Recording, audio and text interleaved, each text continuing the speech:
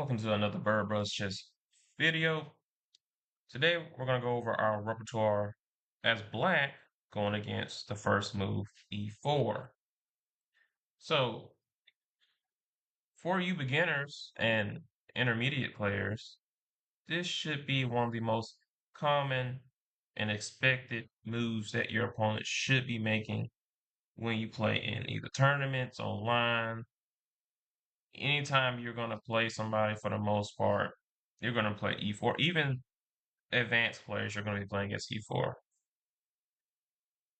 Today's goal is to get you to be prepared for the aggressive setups against our approach. So what is our approach? Our approach is the Pirc Defense, or we at least intend to create some form of fianchetto setup against our opponent's play. As one of my students, you should understand what fianchetto is. So essentially, you're going to move this pawn on g7 to g6 at some point to get your king nice, safe, and comfortable. And for the most part, you don't have much to worry about. However, a lot of your opponents are going to be taught how to try to attack you as soon as possible. So let's go over that. So d4, we're going over like more so a pure Pirc, or as close to a pure Pirc as possible, meaning your opponent occupies the center immediately. And that's usually what most students are taught to, hey, if your opponent doesn't fully occupy the center, you do it. Knight f6, that should be your second move. Remember that. So we're attacking the e4 pawn, preparing g6, knight c3, g6, and here's where things become more important in terms of what you need to remember. So the first couple moves are always the same, usually, if your opponent plays normally. So what I mean by normal is they have to play d4, knight c3. We will cover in another module what to do if your opponent does not play d4 and they do not play knight c3, and they play a different form of attack. So today, though, we're just going to cover more so of a pure Pirc setup. So let's start with bishop e3. Bishop e3 is very aggressive because if you look at your opponent, more than likely they intend to castle queenside. They're only two moves away. Queen goes to d2, and then it is simply castle queenside. So what should you do? Notice how I mentioned earlier that we wanted to play bishop g7 so we can castle as soon as possible. However, that is not advisable. I mean, you can play it. However, I don't recommend it for you guys at this point. It can be pretty difficult to hold up. It's very stressful. It also can be stressful having a king in the middle of the board. However, on the contrary, we are aggressive players. So we invite the chaos. We play the Czech version of the Pirc here, which is c6. That should be your fourth move. So take notes if you need to. But c6 is a very common move. And in fact, in this entire repertoire that you will be um, learning today, all of your fourth moves will be c6. For the most part, you will play c6 at some point anyways, but we're covering an early c6 in today's lesson. The fifth move is, in this variation, your opponent has a few options. They have about four major options. So let's go over the first normal one. And this is the least aggressive option in this aggressive line. Let's say they play knight f3. Anytime, so this is very important. You need to note that this is your most important note. If your opponent plays knight f3 at any point, especially early on, they are not as aggressive. They are more friendly in their attack. They're still your opponent, but they are a little bit more harmonious. They aren't trying to seek blood too quickly. You still have to be on guard, but it's not as deadly. So anytime you see knight f3, for the most part, you're going to respond with bishop g7 because, like, okay, you're not going to be able to play f4, f3, and those moves are very scary because they can use a pawn storm to attack your king. But with the knight on f3, the pawn storm is not as effective and can be disregarded. So your opponent, more than likely, is going to play queen e2. And now, like I said before, pretty much safe because the knight's on f3. So we can castle now. Your opponent naturally should castle. If they don't castle, your move here is pretty much going to be the same. You're going to play b5. And once again, b5 is going to be one of your most common responses, but knowing when to play is very important. So right now, there's not, white doesn't have, e5 is, yeah, we're not going to go past move 7, but just to give you guys some notes, e5 is not as powerful in this situation. They can play it, you just take it, and there's no use consequence because your queen can go to a5 after the recapture. Unless they play d takes e5. Let's just kind of go over it really quick. Let's say e5. Well, we take. Let's say they play d takes, but then we just trade queens, and it's really still even. In fact, after queen takes, we just can play knight g4, attacking both the bishop and the pawn at the same time. So let's just go back to the sixth move again. Your opponent, well, your opponent, I meant the seventh move. Your opponent also has the option of playing bishop h6. In that event, you still play, guess what? b5. Okay.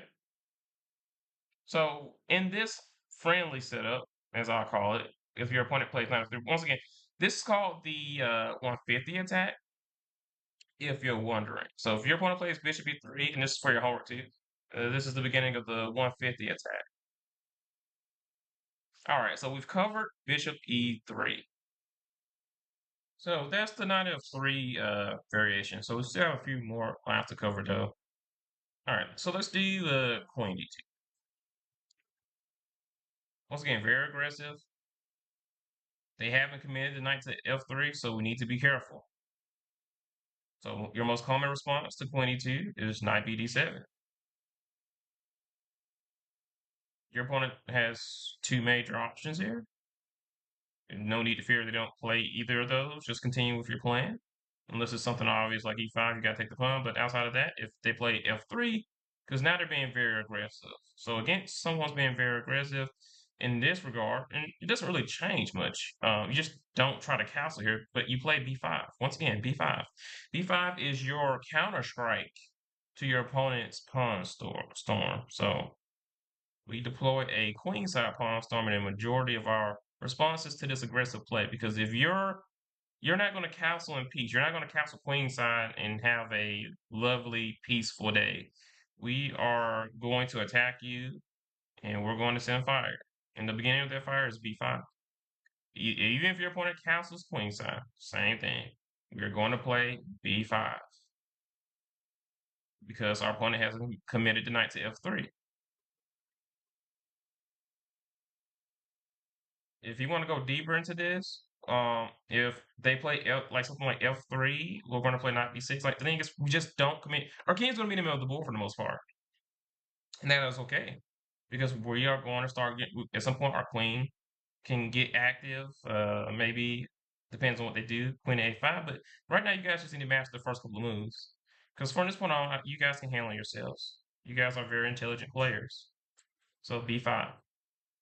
And as we get more advanced, we'll try to master and learn lines 7 through 10. Grandmasters struggle with memorizing moves 8 through 10. So, I mean, if you can master these first 6 moves, you're on the right track. All right, so that's the queen d2. Once again, it's very simple. b5. Of course, you play knight bd7 first, but b5 is going to be really your only response to the main moves that white has at their disposal. Let's do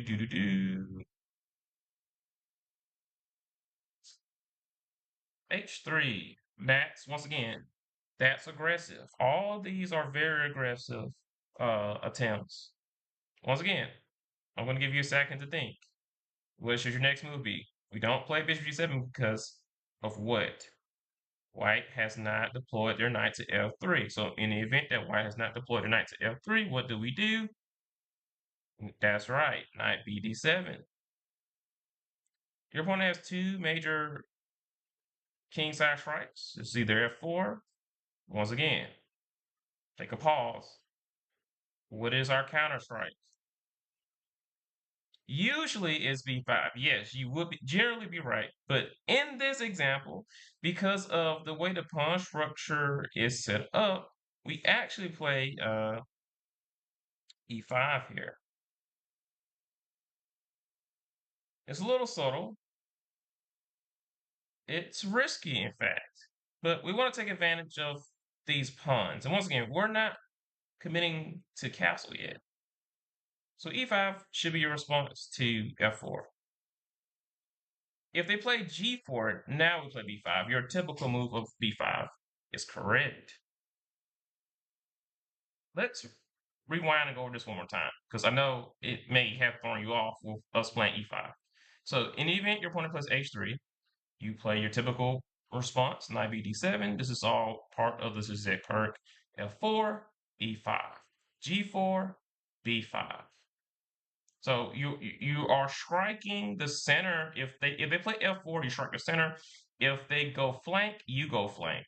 So g4 is a flank pawn. So the g pawn is a flank. f4 is a flank too, but it's closer to the center, so we strike at the center. But g4, we go for a direct queenside strike. This is very rare in the instance of us playing e5. So just you need to remember this because this is very rare. We don't play this often, and so this is an exception. f4, play e5. There's also a there's also an instance where your opponent can play f4. We play queen b6 because we want to put pressure on both. What two pawns do you see? The b2 pawn and a d4 pawn once again, because if we play something like e5 again, let's say we could play twice. If we could play e5 right now, if they took our pawn, we took back, they couldn't take back because we would play queen takes e3, winning the bishop. So just imagine in your head right now, if we did a bunch of trades on e5, after your opponent would take with the d pawn, the bishop on e3 falls. So that's just something to think in your head of what's possible, not necessarily something that we may or may not do. It's just a tactical idea. All right, so we have, I think that's it, guys, for your responses to bishop e3. I think that covers all the bishop e3 lines. Yeah, I believe we covered it all.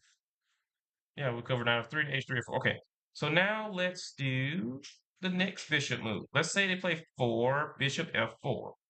Once again, your responses are the same. You should know at this point your first 4 moves are the same. What is it? c6, that's correct. And you want to say it out loud because it just gives you more confidence in you know what you're doing. Even though if it's simple, it's just make sure you don't forget. You know, if you're in an over the board tournament and there's a lot of pressure and nerves. So practicing saying your moves out loud. Now, of course, you don't do it in the game. It gives you the confidence to feel like you know what you're doing over the board. Even though you know what you're doing, you want to practice speaking it out loud. So once again, your opponent has the premier option of playing queen e2. Not much changes, right? What is your fifth move? Typically, how do we respond to queen e2? Knight b d7. Once again, if your opponent plays knight f3, is it okay? We are at a level of some peace. We can play bishop g7 with plans to castle, and we fight. They're probably going to play bishop h6, but we still castle. Oh no, we don't castle. We take the bishop. I'm sorry. So let me give you guys an example. So bishop h6, bishop takes, queen takes, and now you know, you can get your queen to a5. I like queen a5 here. You also can play e5, but I would recommend, personally speaking, queen a5. I just like pinning the knight on c3, and now our knight's threatening the pawn on e4. So let me just kind of explain. So with the queen being on a5, if we can move twice, now we can win the pawn on e4 if white doesn't do much about it. But we're going to more technical. We're getting deeper into the theory. We're not worried about that right now. Just know how to play the first 7 moves, in some lines 8. All right, let's go back. And let's start going over the same move. So if your opponent plays castles queenside, once again, remember, we are in the bishop f4 line. So if your opponent plays castle queenside, this time we don't play b5 here because e5 is a little bit more annoying. I mean, honestly, we could play b5. It's still potatoes, but queen a5 is a little bit more interesting here. So queen a5. And then, of course, you're going to start with your attack with b5. And b4. You want to use this pawn on the b file as a weapon. All right. Let's say they play e5 early. In this line, we actually can get away. Actually, you're starting to get more. You're starting to break ground here with knight h5. So at this point, you should feel really comfortable because your opponent is starting to lose their natural advantage. So e5 is not recommended this early, but if they play it and they play bishop f4, you play knight h5. That's a very common response. All right, once again, this is the bishop f4 line. Let's move on to bishop g5. Once again, what should your fourth move be? You should know by this point. This is it. Variant c6, queen d2. How do you respond to queen d2, guys? It's just the same responses. So that's what makes a repertoire very easy to digest. If you know that if it's the same moves, generally speaking, every single time, our plans are the same. Don't commit to canceling too early. Your opponent plays f4. Now, once again, we do have some unique exceptions in this one. This time, we're going to actually play d5. Note that the pressure points on the board are different. So we don't play e5 ourselves in this line compared to, as you saw, with the bishop f4 line. I mean, not the bishop f4, but the bishop e3 line. It's a little bit different with the tactics on the board, but black is doing quite fine here. We've made it an appropriate central push, and it's a battle. That's the whole point of having a good opener. You just want it to be able to, you want to be able to fight for the initiative. You have a chance to fight for a win. All right. A few other options are if they castles. Once again, your response is going to be queen a5. It should start becoming a norm for you. A lot of these instances where your opponent castles queenside and their bishop resides on e3 or f4, and even in this case, bishop g5 that we're currently covering, you're going to drop that queen on a5. Now, in this instance, usually you want to now. Let's say once again we're in the bishop g5 variation. If they play knight f3 here, there is another interception. There is an exception here. You play h6 here. We want to go ahead and hit that knight first before we commit to anything. And we're actually not going to play bishop g7. Um, Obviously, because if they play bishop e3, we can't play. Well, we could, but it's just the planning is different. So after h6, bishop e3, or whatever the case is, it's just not. We don't have much to worry about because we have the follow-up idea of being knight g4. All right. I think I covered all 6 moves. Now there's a few different fourth move variations. Your opponent can actually play h3. Once again, that's still aggressive. We play c6. You should know that at this point. If a4, our opponent is dilly-dallying, as I told you before. They dilly-dally, you can just feel free to castle. Bishop g7, g4 castles. We're not afraid of that. They don't have enough pieces developed to give us any fear or to scare us. Those pawns are not sufficient. Because, for example, if your opponent were to play h4, we can just take the g4 pawn with the bishop. So, all right, let's move on. Let's say they play an early g4. Now that can be a little bit more scary because they have an extra tempo here. They haven't played a4, so they still can get a bishop like to e3 or f4 or g5 and begin the same type of attack. So I recommend b5. Not knight bd7 yet because we don't know what they're going to do.